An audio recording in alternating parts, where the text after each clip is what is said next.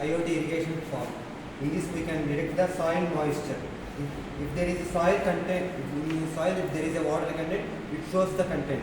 If there is no water content, it shows zeros. If there is a water, it shows 100.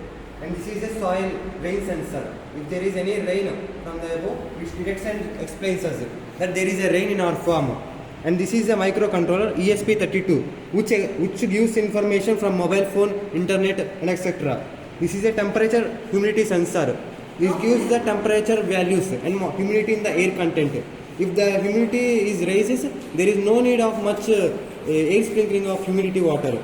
If there is temperature is very high, we have to spray some water content so that the plant won't get dry. This is MQ7 sensor. This sensor detects the smoke values. If there is any fire in the agricultural field, it detects and informs to our mobile phone. And this is the motor we are using. This is a 12 volts motor, and this is the main relay. This microcontroller we can operate with our mobile phone with a Blink IoT platform. When we tap the on button in our mobile phone, this microcontroller will send some information to this relay, which in zeros and ones. If it receives a one number, this relay will on and it sends the signal to motor. If there is no internet, what we can do? We can actually control this manually. Now here the green LED is not blinking. That means it is not connected to internet. If it is connected to internet, the green LED blinks.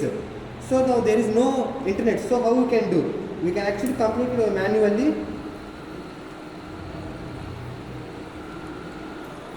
We can see that water is flowing from one place to another.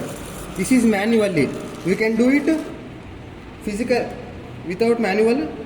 And this is the Blink IoT platform. With this we can actually control through our mobile phone. And this is also supports our Windows laptop or PC. And this is the power supply we are using, a 12 volts battery pack which I have made myself. We can use 12 volts adapter or for 12 volts motor. If you use 220 volts, we can give directly 220 volts with a rectifier or something that provides the system. And this microcontroller needs a 5 volts or 3 volts supply. We can use buck boost converter for that. Thank you.